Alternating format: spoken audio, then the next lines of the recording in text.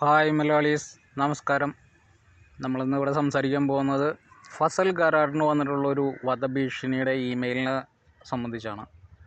ഫസൽ ഗറാറിനെ നിങ്ങൾക്ക് എല്ലാവർക്കും അറിയാം. നമ്മളുടെ ദേശത്തിന് അനുകൂലമായിട്ടും നമ്മളുടെ ദേശസ്നേഹി ആയിട്ടുള്ള ഫസൽ ഗറാട്ട് നമ്മളുടെ രാജ്യത്തിൻ്റെ പല അഭിമാനമായിട്ടുള്ള കാര്യങ്ങൾ നമ്മുടെ കേരളത്തിലുള്ള ജനങ്ങളിലേക്ക് സാറ്റലൈറ്റ് ചാനലുകൾ പോലും എത്തിക്കാനായിട്ട് മടിക്കുന്ന കാര്യങ്ങൾ ഫസൽ ഗറാട്ട് ഇവിടെ അവതരിപ്പിക്കാറുണ്ട്.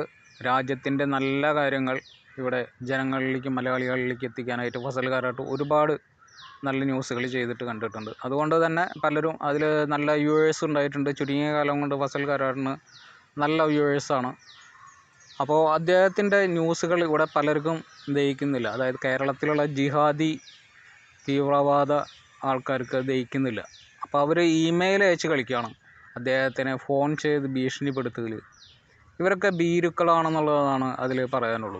കാരണം അദ്ദേഹത്തിനെ പോലുള്ള ആളുകൾ രാജ്യത്തിന് വേണ്ടിയിട്ടാണ് സംസാരിക്കുന്നത്. ഒരു വ്യക്തികൾക്കെതിരെയല്ല അവിടെ സംസാരിക്കാറുള്ളത്. വ്യക്തികൾക്കെതിരെ സംസാരിക്കുന്നുണ്ടെങ്കിൽ അവർ എന്തെങ്കിലും രാജ്യത്തിനെതിരെയോ അല്ലെങ്കിൽ ജനങ്ങൾക്കെതിരെയോ എന്തെങ്കിലുമൊക്കെ പറയുന്നുണ്ടായിരിക്കും, അല്ലെങ്കിൽ ചെയ്യുന്നുണ്ടായിരിക്കും. അവർ രാഷ്ട്രീയപരമായിട്ട് മാത്രം ലക്ഷ്യം വെച്ച് നീങ്ങുന്ന പലരും ഉണ്ടായിരിക്കും. അപ്പോൾ അതിനെതിരെ സംസാരിക്കുന്നുണ്ടായിരിക്കാം. അതെല്ലാം രാജ്യത്തിനെതിരെ സംസാരിക്കുന്നവർക്കെതിരെയാണ്, രാജ്യദ്രോഹികൾക്കെതിരെയാണ്. അപ്പോൾ ഈ രാജ്യദ്രോഹികളാണ് ഇമെയിൽ അയക്കുന്നതും ഇങ്ങനെയുള്ള ഭീഷണികൾ മുഴക്കുന്നതും എന്നുള്ളത് ഉറപ്പാണ്. അപ്പം നമ്മളിതിൽ നോക്കുമ്പോൾ എന്ന് വെച്ചാൽ, ഇപ്പോൾ ശരിക്കും പറഞ്ഞു കഴിഞ്ഞാൽ നമ്മളുടെ നാടിൻ്റെ ഒരു ശക്തി അറിയാത്തവരാണ് ഇതിൻ്റെ പിന്നിലെന്നുള്ളതാണ് പറയാനുള്ളൂ. നമ്മുടെ രാജ്യത്തിനെ കാക്കാനായിട്ട് ലോകത്തിലെ തന്നെ വലിയ ഫോഴ്സുകളിൽ രണ്ടാമത്തെയും മൂന്നാമത്തെയും ഫോഴ്സുകളാണ്. എയർഫോഴ്സിൽ നമ്പർ 1 ആയിട്ടുള്ള ഇന്ത്യയാണ്. അതുപോലെ പാകിസ്ഥാനിൽ എവിടെയാണ് ഒരു വ്യക്തി ചെന്ന് ഒളിച്ചിരിക്കുന്നത് പോലും കണ്ടുപിടിച്ച് അവിടെ പോയി, പാകിസ്ഥാൻ്റെ ആണവായുധം എവിടെയായിരിക്കണം എന്നുള്ളത് പോലും കണ്ടുപിടിച്ച് അവിടെ പോയി എല്ലാം തകർത്ത് തരിപ്പണമാക്കി വന്നിട്ടുള്ള അത്രയും ഇൻ്റലിജൻസ് റിപ്പോർട്ടുകളും പലതും കൈകാര്യം ചെയ്യുന്ന നമ്മളുടെ ഇന്ത്യൻ ഫോഴ്സിൻ്റെ മുന്നിൽ ഇവിടെ കേരളത്തിലും ഇവിടെയൊക്കെ ഒളിച്ചിരുന്നു കൊണ്ട്, കേരളത്തിലില്ല, ഇവരൊക്കെ ഗൾഫിലും മറ്റുള്ള മലേഷ്യ അങ്ങനെയുള്ള പോലുള്ള സ്ഥലങ്ങളിലൊക്കെ ചേക്കേറി കഴിഞ്ഞു. അതാണ് അതിന് നമുക്ക് കിട്ടുന്ന ഇൻഫർമേഷൻ. അപ്പോൾ അവിടെയൊക്കെ ഇരുന്നു കൊണ്ട് നമ്മളുടെ ഇവിടെ നിന്നുള്ള രാജ്യദ്രോഹപരമായിട്ടുള്ള മോദിയെ ഇവർക്ക് കടിച്ചു തിന്നണം, മറ്റേ രാജ്നാഥ് സിംഗിനെ ഇവർക്ക്, അമിത്ഷായെ ഇവർക്ക് കൊല്ലണം, ഇതൊക്കെയാണ് ഇവരുടെ ചിന്തകളിലുള്ളത്.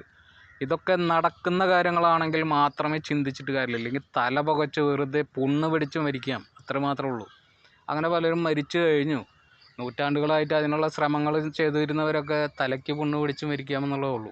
അല്ലാതെ നമ്മളുടെ ഈ രാജ്യത്തിന് ഒന്നും ചെയ്യാനായിട്ട് സാധിച്ചില്ല. അപ്പോൾ പറഞ്ഞു വരുന്നത്, ഫസൽ ഗറാട്ട് ഒരാൾ മരിച്ചു കഴിഞ്ഞാൽ തീരാവുന്നതല്ല, 1000 ഫസൽ ഗറാട്ടുമാരൂടെ വരും. അപ്പം നിങ്ങൾ ബുദ്ധി കുറവ് ഉണ്ടെങ്കിൽ അത് കയ്യിൽ വയ്ക്കുക. പിന്നെ രാഷ്ട്രീയപരമായിട്ടുള്ള കാര്യങ്ങൾ രാഷ്ട്രീയപരമായിട്ട് നേരിടാനുള്ള ചങ്കൂറ്റവും കഴിവും ഉണ്ടാവണം. മോദിയെയും അമിത്ഷായെയും നിങ്ങൾ തെറി പറയുമ്പോൾ അത് രാഷ്ട്രീയപരമായിട്ടാണ്. അപ്പോൾ അവരെ നിങ്ങൾക്ക് തെറി പറയാം. നിങ്ങൾക്കെതിരെ ഇവിടെ സംസാരിക്കുമ്പോൾ അതിനെ വലിയ രീതിയിൽ പൊക്കുന്നുണ്ടെങ്കിൽ അത് നിങ്ങൾ തീവ്രവാദം കൂടുതലായിട്ട് തലയ്ക്കകത്ത് ഒളിപ്പിക്കുന്നതുകൊണ്ടാണ്. അത് നിങ്ങൾക്ക് മാത്രമല്ല, സാധാരണ മുസ്ലിം ചെറുപ്പക്കാർക്ക് പോലും വഴിതെറ്റാനുള്ള പ്രചോദനമായിട്ടുള്ള നിങ്ങൾക്കെതിരെ സംസാരിക്കുക തന്നെ വേണം.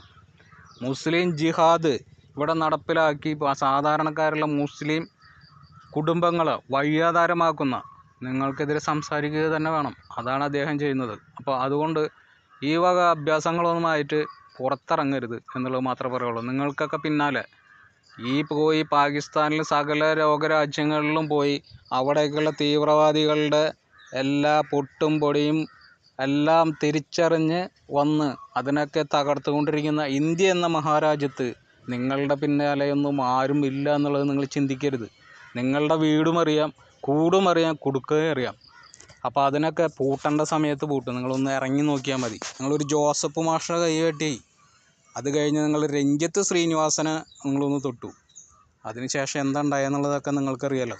അപ്പോൾ അതുപോലെ ഒരു 10 പേര് ഇനി മരിച്ചാലും പക്ഷേ എല്ലാം അതോടെ തീർക്കുന്ന രീതിയിലുള്ള കാര്യങ്ങളായിരിക്കും ഇനി ഉണ്ടാവുക എന്നുള്ളത് ആലോചിച്ച് വേണം തീവ്രവാദത്തിന് ഇറങ്ങാനായിട്ട്. നല്ല രീതിയിലാണെങ്കിൽ രാജ്യത്തിനൊപ്പം നിന്ന് മുന്നോട്ട് പോവുക. ജയ് ഹിന്ദ്.